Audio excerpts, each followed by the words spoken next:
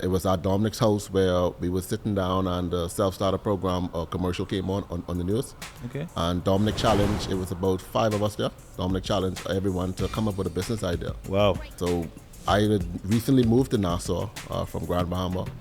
And I moved here to work with my good father inside his construction company and hopefully take that over. So my first pitch was to start a construction company with $5,000. Wow. So after thinking sometimes and having some conversations with Dominic, he knocked it down right away. So sent us back to the drawing board. So I sit back and I thought, and then my mind went back on striping, which I used to do in Freeport with my uncle as just a side hustle to make money. So I pitched the idea first to Dominic, we could do a striping company. Striping, what that is. Yeah. So I started telling him about it. No, he not there. I did now and again. So it wasn't until it took about, I would say, a few months. Every weekend going up by Dominic, still pitching the idea. I went back, did some research. Come to find out it wasn't much Bahamian companies in the business at that time. Wow. Then the market was controlled by a foreign company. So pitched the idea to Dominic. He said he'll think about it. And one day I think he probably drink a bit too much. Yeah. And he said, Sam, this is the right thing to do. And I pitched the idea once again, and he said, you know what, let's do it.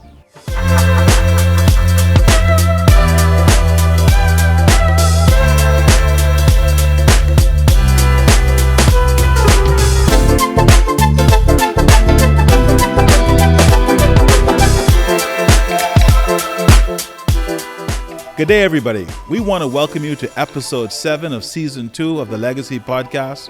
We are so encouraged by your feedback and to be able to bring these wonderful stories of great people, of the legacy of Samailo, and to be able to share in so many other families who've had great stories of entrepreneurship, of building families and legacies. But Loretta, I really want to thank you because you do an incredible job of making me look good in these episodes, and then obviously how you draw out so much from our guests. Thank you, Franklin. That's a very nice compliment. It is such a pleasure to always be here and to also get feedback, as you said, from the public and from our guests, because people are, so taken not just with the factual information, but also the anecdotal stories that are shared that people do not normally know. And so we're so excited that, the Butler Legacy Foundation makes this happen, and that our special sponsors, the Echo Gallery here at Bahamas, allows us to do this in such a beautiful space. So we're so grateful to them, but even more so grateful to our amazing guests that come and join us on this podcast. So Franklin, I know today is going to be amazing. I look forward to our guests today. I think they're amazing gentlemen, and they have a fabulous story to share. Absolutely, Loretta. And so I really want to just thank these guests before we disclose who they are. These are some young men who have just been great examples of really what entrepreneurship, hard work, commitment, overcoming so many obstacles in their journey. And we hope today to be able to share their stories. And so I want to say, really, I want to invite, I guess, two of my friends, Dominic Sturrup and Atario Mitchell. Our friendship has evolved over years. The first time, I think it was a sales pitch to do some striping for us in Freeport. And at that time, I only saw, Atario being the fellow striping the actual parking lot, at the front of all the news, doing this incredible work. And they said, listen, man, we want to start this other business. You guys put a bid. We could do this cheaper for you if you give us an opportunity. And I must tell you, I understand that was the beginning of a business for them. But for us, it was really the redefinition of our investments in a parking lot in Grand Bahama at the time. And so I really want to welcome Atario and Dominic. These guys continue to be great examples just to tell your story. So welcome to the show, guys. Thank you. Glad to be here. I got a segue in here, Franklin. What I really find amazing, and I know they're going to expound upon this, but I remember when there were these very small grants. Yep. That were being distributed to young entrepreneurs to just get them into going into business for themselves. Yep. And these young men, in my opinion, should be the poster boys for what you can do with just a little, which speaks essentially to exactly what this podcast is about. Not just building wealth, but creating something that is sustainable, Absolutely. creating a legacy, becoming profitable, and being able to influence others. There's no question about it. I mean, that's really what this Legacy podcast is about. And I'm sure these two gentlemen, are going to talk about it. But I want to just start by one question for both of you. Were you guys friends before you became partners? And maybe talk about that relationship in terms of how you guys evolved, right? We see this wonderful partnership today, and I happen to know the difference in the roles. But let's talk about how this partnership between you guys actually started. Well, to put it in context, Dominic nephew is one of my best friends from Abaco. We grew up as brothers. So Dominic's house was the house we go to on a Saturday or Saturday evening, put some steaks on the grill and have some cocktails, and we just sit around and talk. So Loretta talked about the self-starter program. It was at Dominic's house where we were sitting down and the self-starter program commercial came on the news. Okay. And Dominic challenged, it was about 5 of us there. Dominic challenged everyone to come up with a business idea. Wow. So I had recently moved to Nassau from Grand Bahama, and I moved here to work with my grandfather inside his construction company and hopefully take that over. So my first pitch was to start a construction company with $5,000. Wow. So after thinking sometimes and having some conversations with Dominic, he knocked it down right away. So send us back to the drawing board. So I sit back and I thought, and then my mind went back on striping, which I used to do in Freeport with my uncle as just a side hustle to make money. So I pitched the idea first to Dominic, well, we could do a striping company. Striping, what that is. Yeah. So I started telling him about it. No, he knocked it I did down again.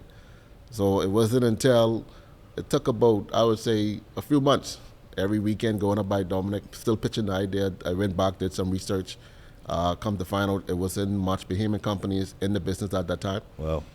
Then the market was controlled by a foreign company. So pitched the idea to Dominic. He said he'll think about it. And one day, I think he probably drank a bit too much. Yeah. And he said, Sam, this is the right thing to do. And I pitched the idea once again, and he said, you know what, let's do it. Wow. And at that time, this was when the first phase of the Linden Pending International Airport was under construction. Right. So we pitched, when we reached out to the company, which was Ranger Construction, and tell them, hey, we are Bahamas Striping, just starting out. We want an opportunity to bid on the work. So Dominic is not a morning person, by the way. No. So the guy, Glenn Monick, he said, let's set up a meeting for first thing in the morning. Right. His first thing was 6 o'clock. Jeez. Dominic not being, he didn't even realize that people actually be up that time doing business. So Dominic said, hell no. So he said, okay, you know what? I'll work with you guys. I like your spirit. Good. I'll push it back to 7:30. So that was Dominic's introduction to the construction field and being a early person. So that's the way of me and Dominic met. But as you can see, that was about 16, 17 years ago. I see seeing Dominic as a mentor, and he is a great business partner. Good. So at this stage, Atario, just to be clear for our guests, you were 22, 23 when this happened? Yeah, well, 22 when I guess I was doing all of the pitching, and 23 when the business actually started, the first day the business launched. So Dominic, tell me, obviously you do this mentor to Atario and these other 4 young men. Tell me a little bit about where you were at that time in your life and, what you saw and why you felt that, a final yes, a nod to this striping dream. I wasn't getting up at 6 o'clock in the morning. I was at a major jewelry store. Okay. I had a very large office and 11 assistants. 11? 11. Wow. I used to go into office like 10:30. I went suit and tie. It was nice, air-conditioned office, set my own schedule, knock off around 9, 10 o'clock at night time. The owner and I went for lunch every day. Tyro came with this idea of striping. And all I said was the sun. Yeah. The sun. I like to wear ties. I like to wear suits. Mm. And one weekend I had too much to drink. And I said yes. And being an honorable person, I kept my word. But as we look into it, when we discovered that the Bahamian market was controlled by 95% of the Bahamian market controlled by a foreign company who never trained no Bahamian to do the work. I said, there's the opportunity for us. We are a black Bahamian company. From what I understand about Stripe, and it wasn't difficult. I mean, it's literally putting lines on the road. How difficult could that be? Mm-hmm. Right equipment, understanding the rules, straightforward. That was myself and Tyro thinking. But boy, we was wrong. We was wrong. We remember we met with some senior person ministry works, our first meeting. Yep. And for whatever reason, a senior person said, anything come across their desk with Bahamas striping, they can destroy it. They're going to give us no opportunities. They're not going to Wow. support They it. were not. So when we left the office, I looked at Tario, what that person was again? So from that day, Tario and I had to make a decision. If we're going to pursue this business, we have to pursue it. And what we did was we invested every penny that came to the company, we put back in the company. Let's go back to the Nard story. A lot of people say, well, $5,000 got to start here. $5,000 opened the door. But our company was different from the day one. With the Nard company, they already had a deal in place with Better Barcades, a striping company in the U.S.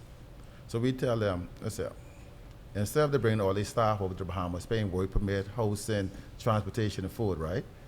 Bring their technical person over, we will supply all the labors. I got you. So how we benefit then was we got the experience. Right. We also got all the equipment. We also got all the materials. So we got about $300,000 worth of equipment and materials that got left over. Wow. And that's how Bahamas striping really blossomed after that. But it's about thinking outside the box. Well, what I want to say to you is this. You have just shared a story that, for me, was formulated in an embryonic stage with you as a young man, first working with your grandfather, then your uncle, the striping thing. But what got me was the persistence. You pitched this at least 4 times to your mentor before he accepted it. Then, when he accepted that this was something viable, both of you became totally all in. Committed. I like that, because he left his 10 a.m. to 9 p.m. job, apparently, with his suit and everything. Big shot, you know? Fully committed to making this happen. And then through his mentorship, leveraging your inexperience to get the international company to come in and build that experience. That, for me, is amazing. Yep. Thank you. It's just thinking out the box. I mean, for us as a company, what was interesting, probably within 6 months that we started, the international company who had 95% of the project in the Bahamas said that Bahamas striping is their biggest competition. Wow. Everybody's like, what? God is good. All But the time. also, it took an amazing... You as a young man, you were visionary. And you as a mentor, you were dedicated. And you say thinking outside the box, it's even greater than that. It's actually being able to solve a problem, Yep. you know, and you were that problem solver. And that is what got you to where you became the competitor to your international competitor, Yep. in my opinion. Yes. So let me ask a question to both of you. What is this mindset of determination, thinking outside the box? Because, you know, I think a lot of young people, they got visions of grandeur. They hope they could get this business started. You know, they believe that, you know, they get the best price, or they believe that they could do it better than everybody else, just as you guys. Same assumptions that you guys had. Where did this mindset that, listen, we got to figure this out. We got to think differently. How do we do the labor contract? I mean, going from saying, listen, I got $5,000 to say, hey, listen, if I do this labor contract, I can have a $300,000. That's a different way of thinking. What about your upbringing, or what is it that you think really kind of caused you to think that way? I think for my side of it, it lends to to my athletic background. I was always a competitor. So when entering a space such as business, which I was learning as I was going, under Dominic guidance, is the fact that there have to be a way to get it done. Yeah. So when we face the adversary of people telling us no, or the job is already gone, I mean, it's a foreigner coming into the country, so they have to bring these stuff in. Now, what Dominic didn't mention was at that time we was just getting started. We committed to these people to provide them with staff. We didn't have no staff, so I started jumping on the phone, started calling all my cousins, all of my friends who I know wasn't working. Went to a T-shirt company, got a bunch of T-shirts, Bahamas striping printed, and that's with us. So that's how we got started. But it all boils down to what is now our company motto, which is one word: results. That's the mindset we had from day one.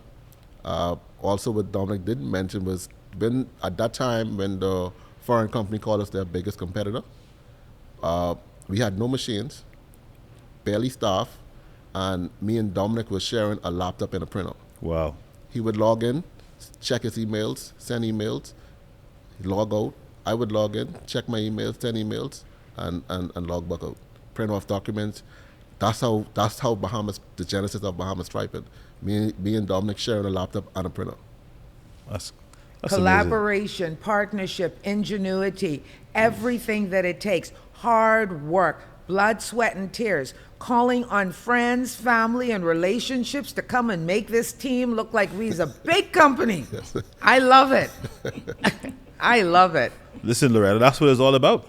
Creating the perception. I mean, really driving this process. So let's talk about, so these are the early days. You know, you talk about NAD, obviously was, I guess, your first big contract. You talk about pitching to the Ministry of Works.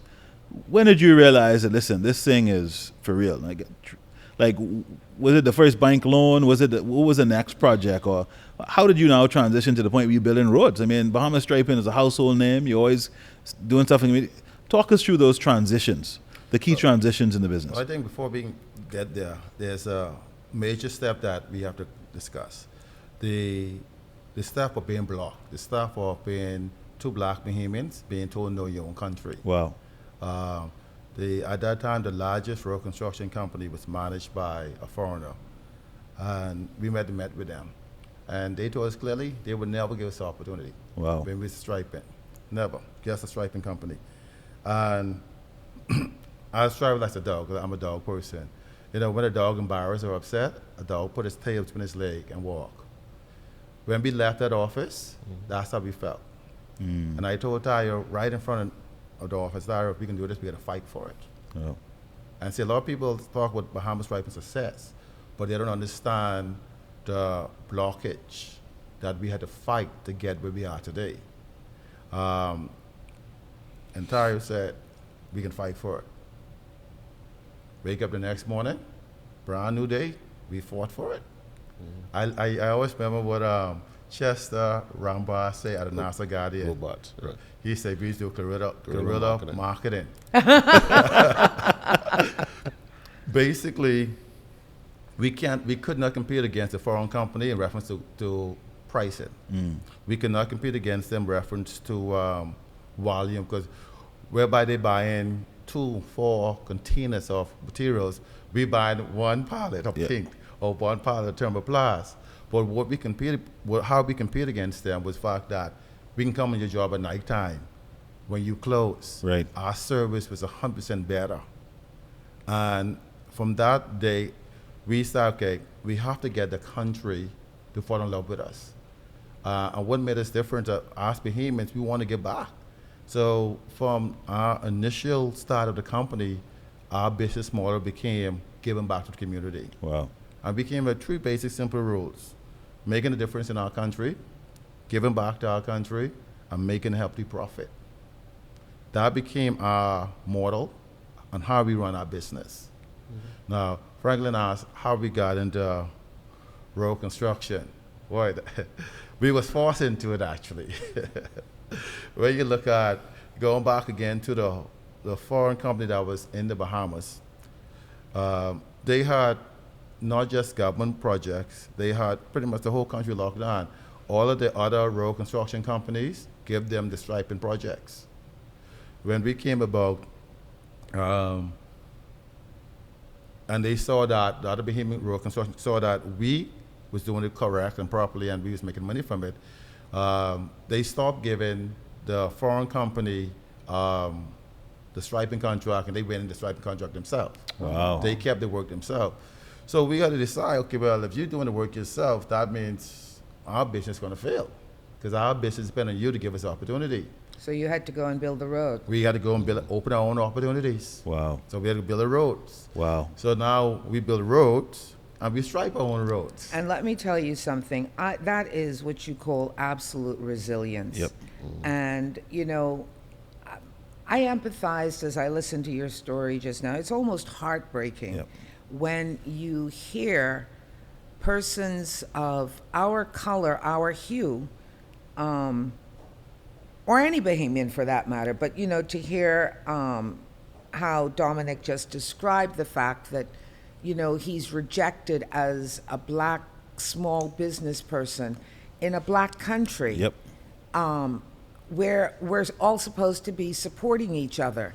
That for me is disheartening, but I'll tell you what's encouraging: the fact that they didn't allow that to stop deter him. their thrust forward. And even when it seemed that there was no light at the end of the tunnel, they struck their own light within the tunnel. Yep. They started building their roads because they weren't striping. And so now here they are doing everything, constructing the roads and striping the roads. Mm-hmm. I am totally impressed. I am totally and building impressed. buildings. Yep. Well, you know, I'm encouraging you to build everything, because one of the things that, you know, I learned when I mean, I've admired you from a distance, but just coming to your 15th anniversary celebrations a couple months ago, I was so enlightened as to the many things that Bahamas striping does, because your name does not incorporate who you are. Absolutely. You know, Yeah. yes, it is Bahamas striping, but you're so much more than that. And I want to highlight this because I find you guys are very modest and you have such a great story to tell. But what I took away from that is your ability, unlike others, you want to share the success. I saw so many small businesses there across the archipelago that you guys are actually giving opportunities to. And I imagine that is because of the opportunities that were denied to yourselves. Secondly, I saw that you're a family entity where your mothers, Yep. both of your mothers, were present, and both of them are doing different things in building and serving the community, whether it's the back to school bags or the end of year dinners. Thanksgiving 15,000 meals served between Grand Bahama and Nassau. I think that it goes back to the biblical saying, to whom much is given, Much is required. much is required. And you didn't always have much, but you were giving of the little you had, and God has blessed you with more. I agree with that. Yeah, but I always say, when you look at the way we got started through a grant from the Bahamian government, by and large the Bahamian people. So we always wanted, our mindset was always to pay that back multiple times over. So like Dominic mentioned earlier, is that we always wanted to be a part of our community, no matter where we work, no matter which island we work on. We always leave our footprint. Whether that's a basketball court striping, or we do a donation to a school or whatever. So that's embedded into our company DNA And into your philosophy. as to give back. And I saw it firsthand, and I can tell you the amount.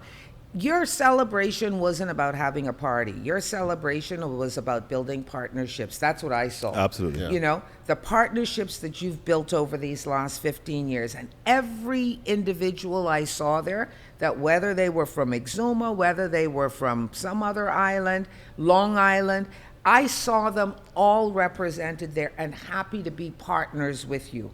And, maybe NAD was a great springboard for you, because that was, I think, one of our first large PPPs in the Bahamas. Yep. And it is a huge success. And you being a part of that success, even though you were in your very early stages, that gave you lots of exposure and lots of experience. I cannot tell you how excited I am about Bahamas striping. I mean, if you look at Samala Butler, right? He always wanted Bahamians, especially black Bahamians, to be successful. If you look at his story and you look at a bit of our story, we're similar. Yeah. Because the fact that we've been in business for 15 years. On our 40th anniversary, Tara and I made a business change. For 14 years, we did pretty much everything ourselves as a company. On our 15th year, we changed it, whereby we saw a different opportunity, not just for our company to grow a lot, but that we can help a lot of other black Bahamian companies to grow. And that was outsourcing a lot of our work.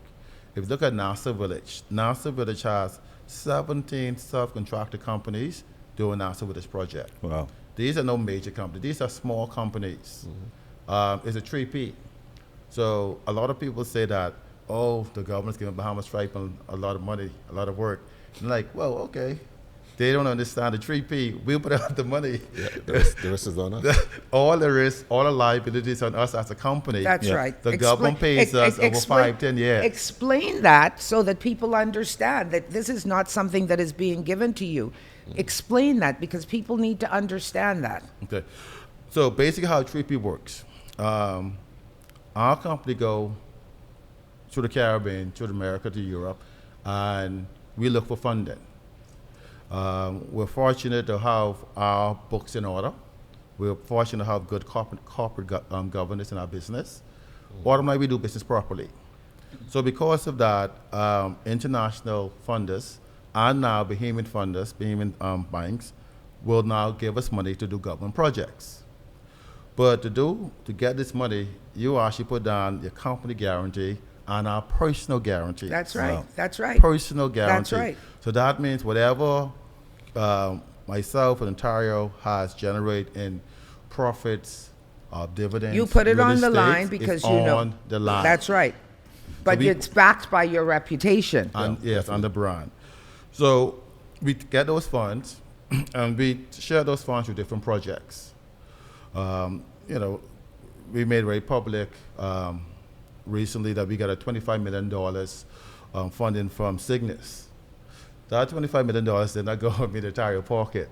That $25 million stays in the company and actually goes in those 17 companies who work in NASA Village. Some of that money goes to pay them. That's right. And Elutra, we have two companies, Quick Fix and New View. These are local companies who live in Elutra. That's right. They've been in business for over 40 years. Their largest contract came from two guys who've been in business for 15 years. That's right. Wow. They got a $15 million contract from us. Wow. We have You're growing the economy and the wealth of the common man and woman. Yes. we're sharing the wealth. And that, for me, is phenomenal. Right. We're sharing the wealth. And when you look at that plan, which you shifted just a few months ago at your 15th anniversary, it obviously is not just about the reputation and the building of wealth for Atario and Dominic. It is about making the wealth common throughout the Bahamas. And that for Us. our podcast and what we see and what we've been taught as a family, that is the most important thing. It is probably the biggest confidence you can place in your people. No question. Yes. And I know I'm full of commendations, but for me, this is what we should be about. And you talk about black, but I'm going to be honest with you. It's not just black companies I've seen you employing, because I have seen every hue of Bahamian in partnership with you. So Absolutely. let us not talk about the color. We're all Bahamians. And I think that is the most important factor, because it's not just about building black wealth. It's about building wealth throughout the Commonwealth. Yep. Agreed. I got a question for both of you. You talked about two fundamental challenges but opportunities that I think often restricts small businesses from getting big. Corporate governance and keeping your books in order. What caused you to realize that in order for you to scale, that you needed to put corporate governance and bookkeeping in place? Because this is really where people lose it, right? They say they're making money, they see the cash flows, they manage their bank account, but they don't manage their books. And the books in their bank account is two different things. Yeah, yeah. Well, I'm not a accountant. Dominic don't have a extensive financial background. So when we first get started, we did not see that. Wow. It wasn't until our first attempt to get a loan from the venture fund, Okay. when they asked for audited financials and stuff, what we did not have. So we had to scramble to try and get those documents ready. And I remember us spending a huge amount of money just to backtrack. That's right. To Wow. try and save the first 3 or first 4 years of the company's financial history. And we did it, and even that, it still wasn't good enough to meet those particular standards. So from that day, we vowed to do things correctly in reference to making sure that our company financials is in order, our corporate governance is in order. So it was that attempt to get that loan was what led us to understand that for us to scale the company, we have to do business as a large company, Wow. which is audited another thing, financials though. and good bookkeeping. See, when you started with the venture capital fund, that was local. You also have grown to appreciate that when you start competing on the international stage where you are now, that international lending facilities are going to require that level for competition. If you're not audited and you don't have that bookkeeping, you cannot even compete on the international. absolutely. So as you scale, take you serious. you're going to find that outside of being able to do these large local projects throughout the family of islands, I think I may have missed it as well. I think you're already competing on some international projects, or you're hoping to. I hope that you are, because you're at that stage where you can scale even larger now. Let me get piggyback on what Atario said earlier about the venture fund. The venture fund actually helped us to open our eyes of what we need to do for get our business in order. At that time, Tara and I did not even have a shareholders agreement. Yeah. We had a handshake agreement. Yeah. A He know what gentleman's his- agreement. He know what his shares was. I know what my shares was. So there was no paper trail between Tara and I as owner of the business. Wow. That's honesty. Yes. And so going to the venture fund, they actually help us in reference to, we actually did get a loan from venture fund. They help us to, okay, one, we got to have an audit. We have to have good corporate governance. And that's what we did. We established our board. Wow. Yeah. We maintain our board today. We have a audit company who give us audit every year. And so those things was important, but the key factor of any arrangement, at the end of the day, a shares agreement. If the partner's not honest, Yep. doesn't make a difference with that share agreement. Absolutely. So the fact that Tara and I was able to survive as business partners 15 years, and the first several years, we did not have a legal agreement. We have it now since venture fund.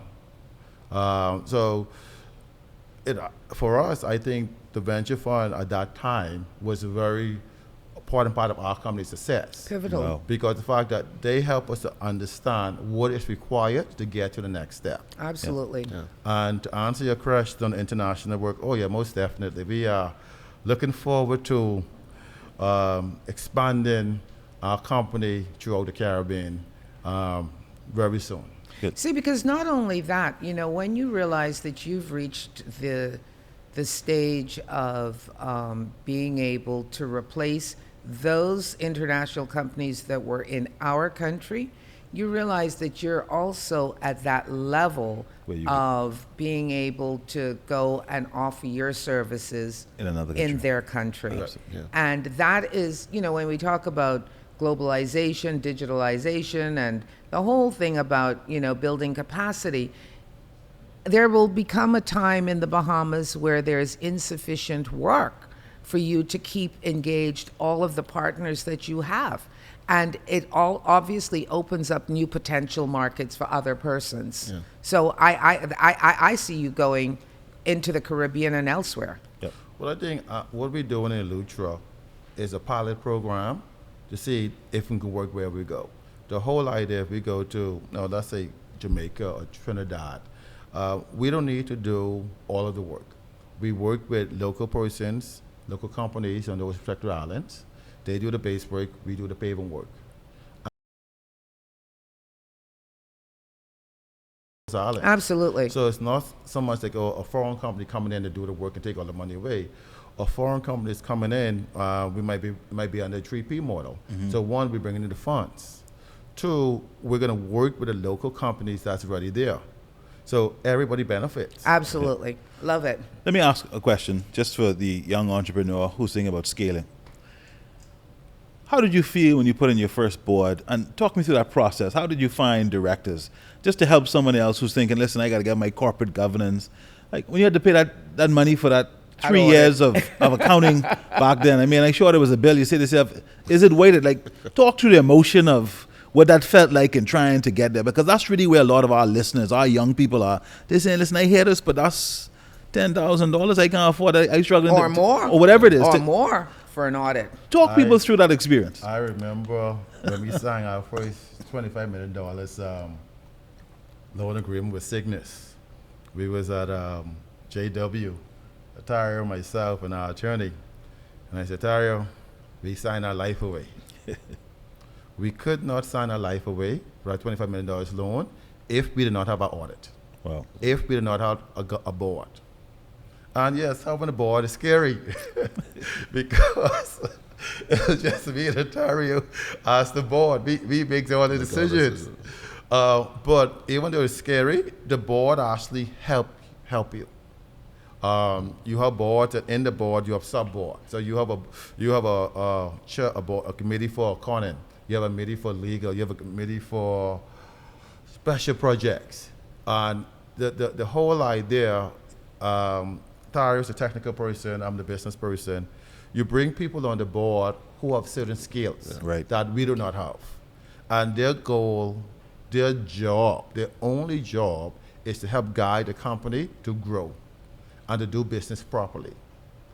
And we had to, especially me, we had to let go of control and micromanage and allow the board to guide. Absolutely. And you have to take advice. The whole idea is it's not easy if for us, it was our baby. Yeah. It's something that we birthed, it's something that we grow, it's something that we feed, walk, and it's something that was emotional attachment to us. Yep. Yeah. And you're pretty much saying you're bringing other people in to help guide your baby to be an adult, to be a very strong foundation adult.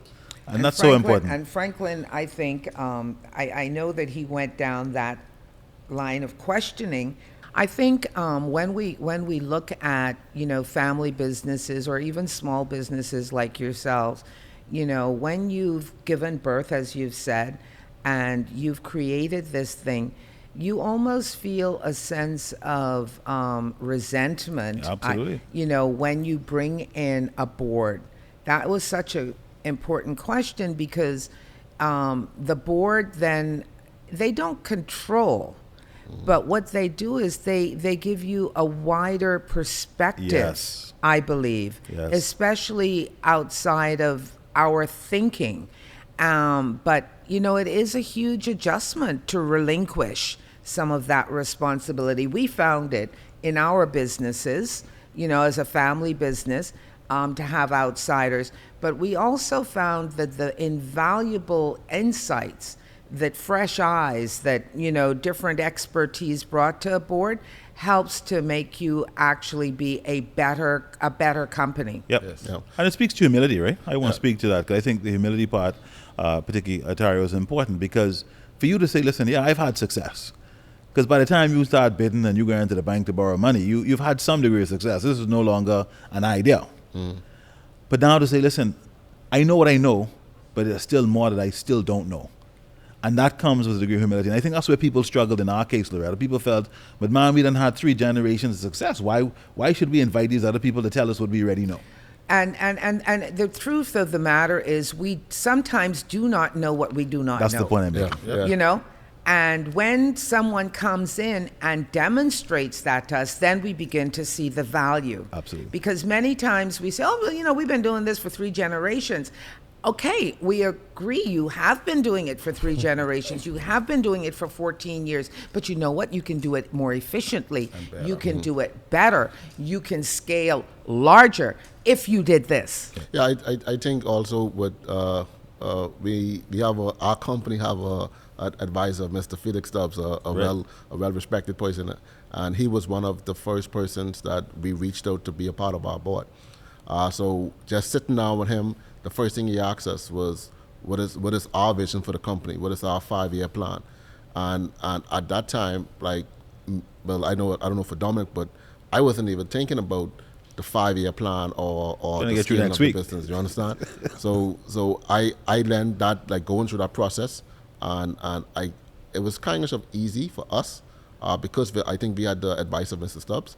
But the question you asked in reference to the process of us and giving up control and all that,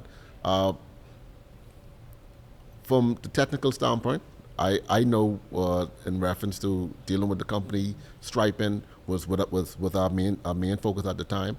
But we always wanted to branch out. We always wanted to seek to do works inside the Caribbean. So for us, we just had to find our board members who, in their particular field, who can lend to our vision. And that's the main thing what me and Dominic try to do, is even in our interview process, we have the interview for your skill set, but we have the interview for you to see if your energy matches our culture. Absolutely. So if you don't have the mindset that we have, then you really ain't fit to be a part of our team. Let me ask one other question. What about the cost? How many of these initial mentors, advisors? Because that's the fear, right? We say, man, I can't afford to pay them. I just trying to get going. What has been your experience with that? We give them a bowl of conch salad, and it's how it was is we'll call Mr. Stubbs and say, Mr. Stubbs, what you having for lunch today? He'll say, well, he ain't decided yet. Okay, we coming to see you lunchtime, we can bring something. And it started off by just going to his office, give him a bowl of conch salad, and just having a conversation. Absolutely. And he always would tell the story of how we used to approach him, and he couldn't tell us no because we come with offering food or fried fish or conch salad. Absolutely. So it's just that I guess ingenuity to see things differently, and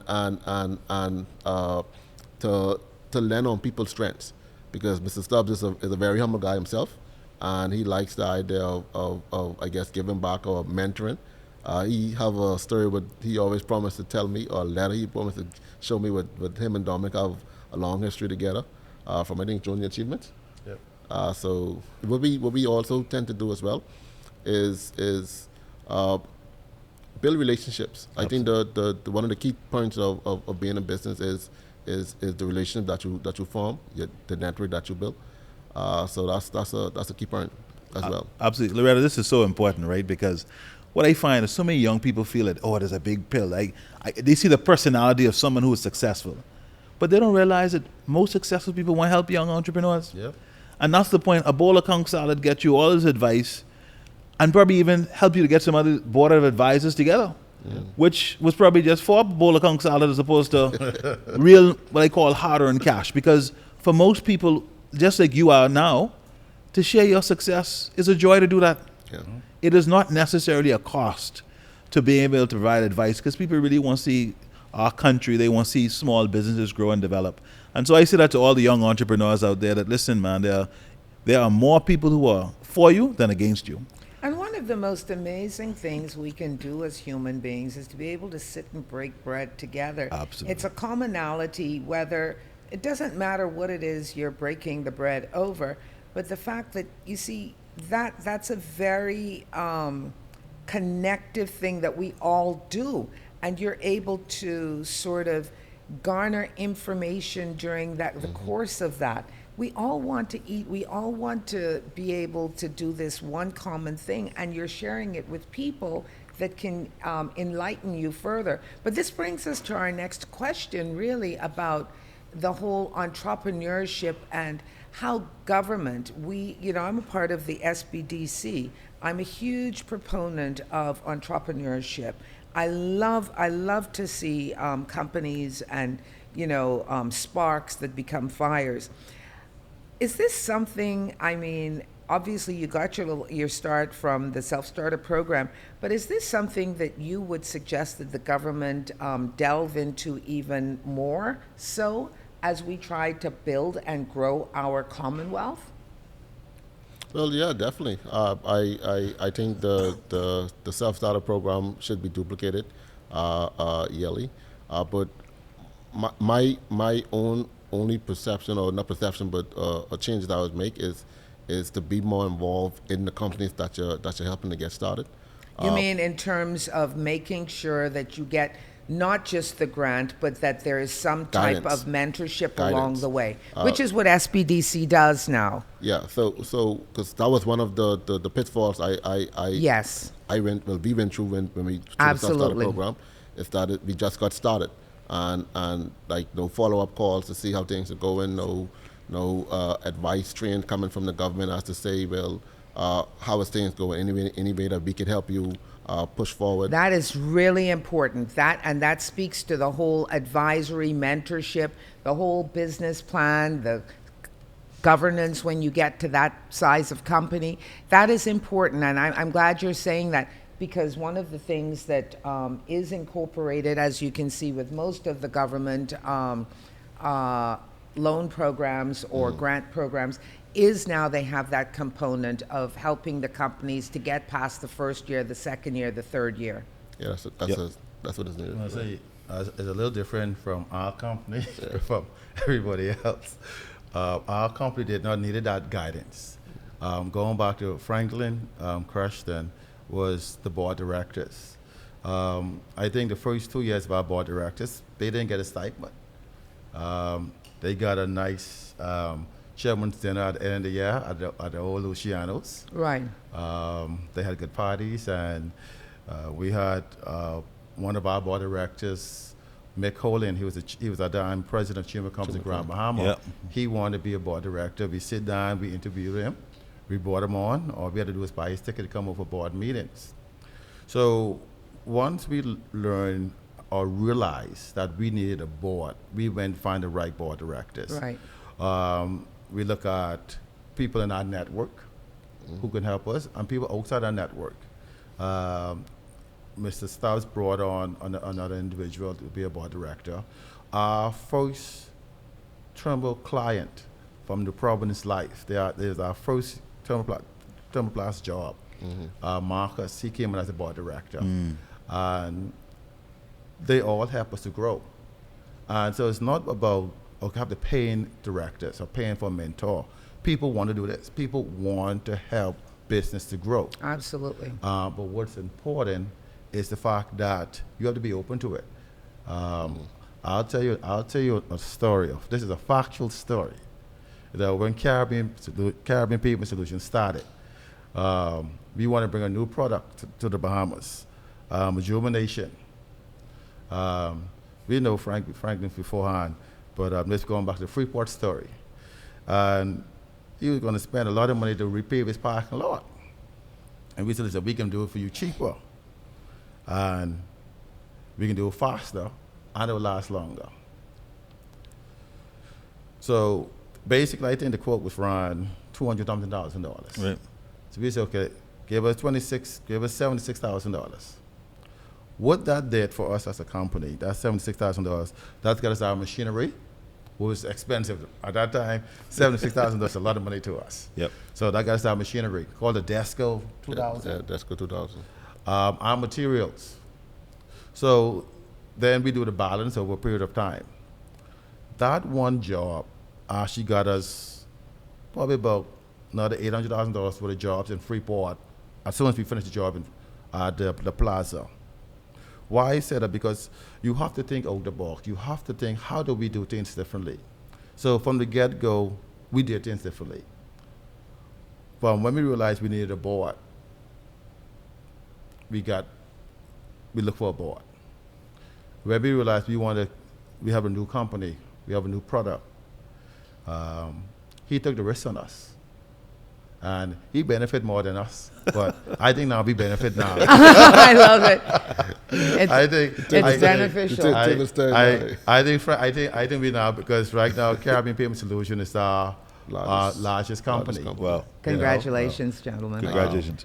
You guys have really shared with us all of the blood, sweat, equity that you've put into building Bahamas striping. But I want you to share with me, what does success look and feel like? Is there now the feeling of the self-made man?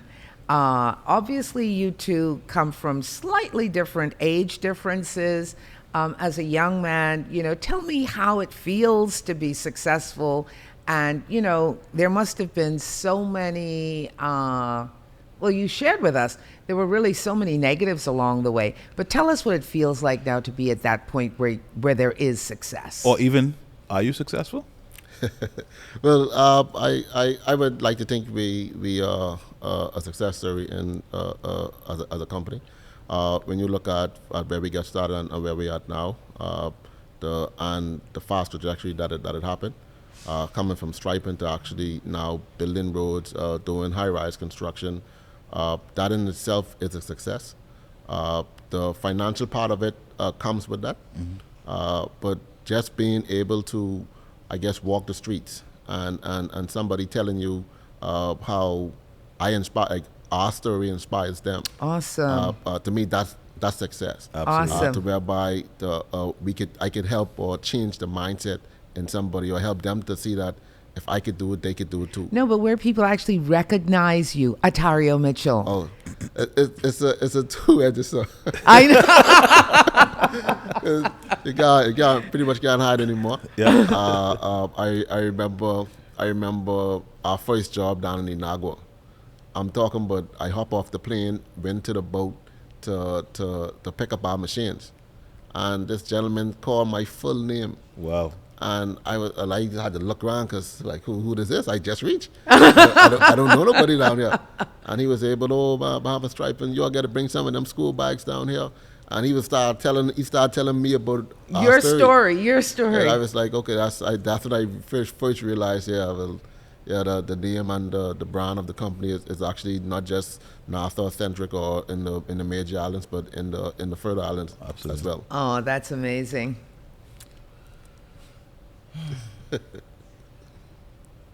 I can sleep now till 10 o'clock. Oh, boy. Oh no, you're back to sleeping till 10 o'clock. I didn't know you stopped sleeping. I thought that when you become successul, you're up even earlier. No, that's not my definition. No. Oh, that's not your definition. I go Okay. to bed 3 o'clock. Okay. At You're still a nighttime, night owl. That's the I thing. can You're on a go different through- schedule. I can go through emails. Things are quieter. I can answer emails, WhatsApp. I can plan what else needs to happen. I can send out my assistant. I can send out 50 voicemail messages in one night. I used to be on that schedule as well. And, I found that in the whole scheme of things, and of course, you cannot allow other people to define you. But I just wanted to say that, I used to be the night owl person because I found that in the wee hours of the morning, you're more productive. You're not having disruptions or being disturbed. And then I would wake up a bit later. And I would find that people that are generally on the 9 to 5 schedule, who were up at maybe 6 or 7 in the morning and moving about, they started to look at you, almost like, oh, you're not productive. Yeah. Oh, you don't wake up early. They don't see the other side of when you're working when they're asleep. Yeah, late nights, So I think that, either way, whatever works for you is the best thing. I'm back onto the other schedule now where I'm actually up like at 5, 6 o'clock in the morning. Yep. And, I'm being more productive because of the line of business I'm in now. You realize you have to align with that. But this is success for you. Yep. And this is how it feels. And this is your biochemistry that works well. Huh? Your body wants to be up at 10 in the morning. My body want to wake up at 10 o'clock Absolutely. and go to bed at 3 o'clock and send emails out. And when my staff wake up in the morning, whenever They get meet up, that. They meet a lot of emails, Absolutely. a lot of response, a lot of voice notes. Absolutely. But it works. It works. It works for me. So that is really a compelling story as to even the differences in how your bodies work, but yet you're still very productive all around the clock. Yeah. So Dominic, tell me, what else about success? I mean, you talk about getting up at 10 o'clock. What else? How else have you defined Flying success? out and doing two pavings in one day on 2 different islands. How much more successful do you want to be than that? Don't put words in the mouth of the I young know. man, I'm please. just repeating how successful they are. I have to agree with her. I have to agree with her. But that doesn't come overnight. That comes through all of the sacrifice, the reputation that you've built, the reliability of your company, the brand of your company. That is when you realize that level of success is coming to you because people now have a huge amount of confidence in you. Yes. Yeah. That's important to us.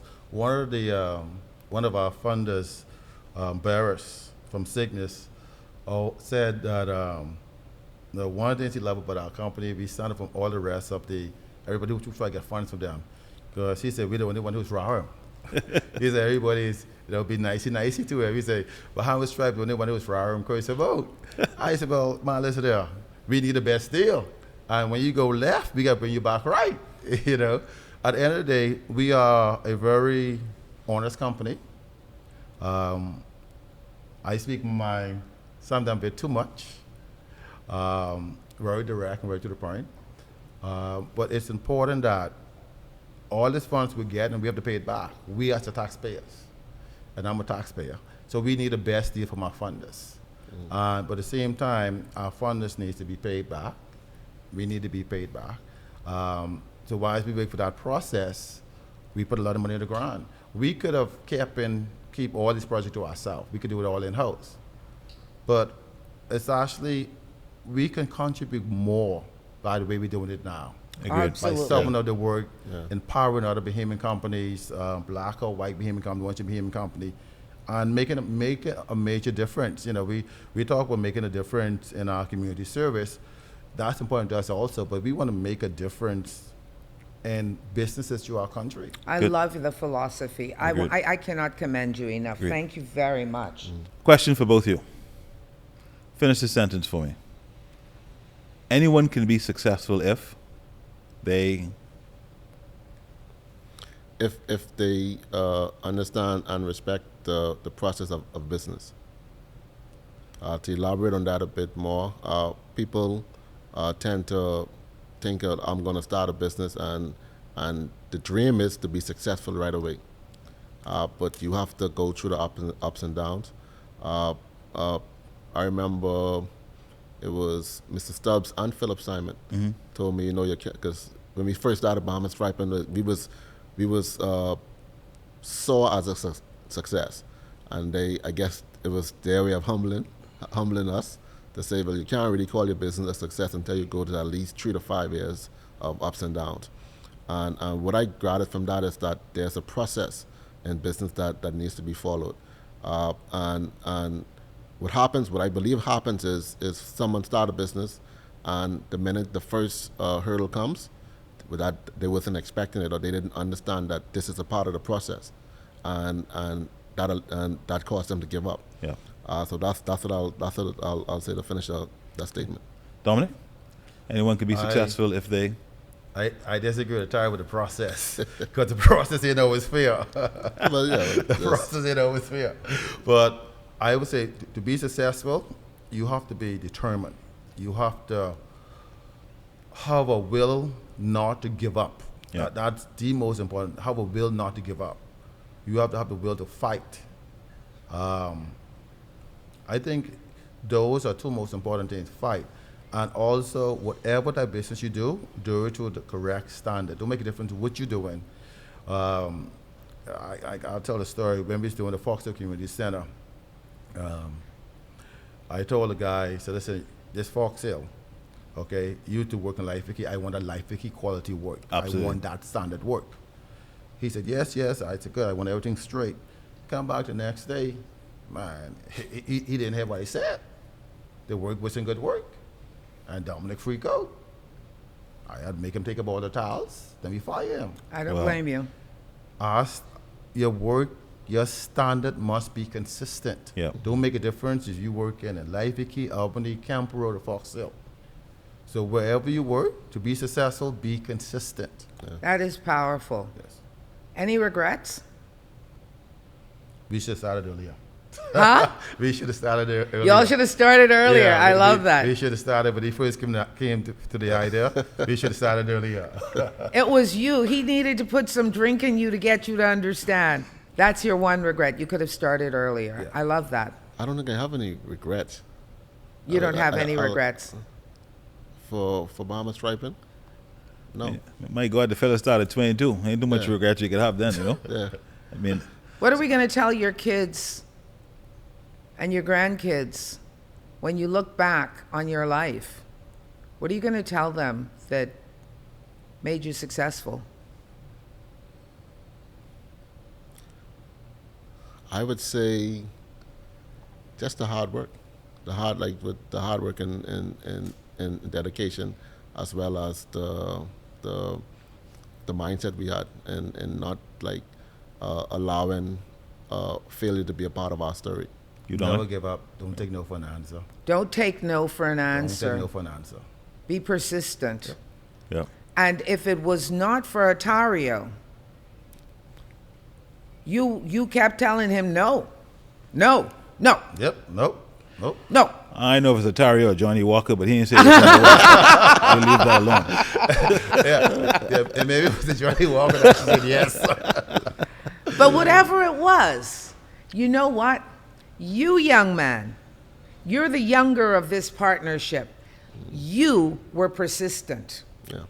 That is what a lot of young people need to understand. You, sir, you made sure he was consistent. Yep. 15 years later, gentlemen, what are you most grateful for? Most grateful for, I guess, the legacy that Bahamas Striping is generating. Also the fact that we are able to make such an impact in our country. A lot of stuff that we did as a company was the first time it was done in the Bahamas. From airport maintenance, the friction tests at the LPIA, first time done. Family islands in Abaco and Eleuthero. That parking lot in Freeport. Yep, that's for sure. First time done. First time it was done. I love it. So I'm happy. I'm most grateful for the impact we were able to leave on our country. You don't? I think one, God blessings. That's one. Yeah. And the new approach to doing business, our new norm of doing business. I think that, let me tell the story. So we know, don't make a difference who won the next election, the last election, POP or F&M, they had to do 3P. Because the whole Caribbean was broke. Every government was broke. And we've been pushing 3Ps now for probably about 10, 12 years. So we was ready for it. Our books was in order. We was talking to funders. We was excited. We was ready. We know whoever won the election, they had to do 3Ps, because the government has to put money on the ground. Rather they put it on the ground directly, or they put it on the ground to us. Money has to go to the ground. Money has to go to companies where people go to the food store, get a haircut, buy baby food, baby diapers, buy gas in the car, pay national insurance, pay VAT. Money has to go on the ground. And I think our new business model with our 3P formula is working. It's not just working for us, but we will benefit, myself and Tara will benefit long term. The subcontractors who work for us now, they benefit now because they get paid now. We get paid at the end of the day. So when we look at what we give back to our country, it's one of the things I'm very proud of. Atario said the impact. And impact is something that I'm also proud of, not just in economic we give back, but also our community aspect. We started our swim program last year. Right now, we have now taught 500 Bahamians how to swim. Wow. And to me, once you give somebody a skill, you can never take that away. That's for sure. And so an impact like that is very important. It is. Our food initiative program for Thanksgiving Day, I think that's a major impact. Yeah. This year, our goal is to spread it to more family islands. And it's going to be difficult, but again, we will make a positive impact with all of our partners. And at the end of the day, I believe that as a company, our success is the Bahamian people. Amen. For their support. A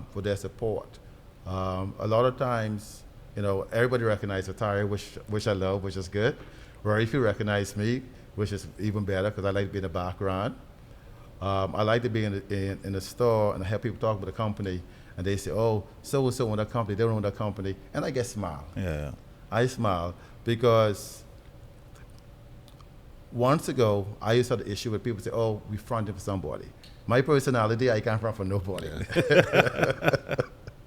But our biggest issue as Black Bahamians, we don't support each other. Yep.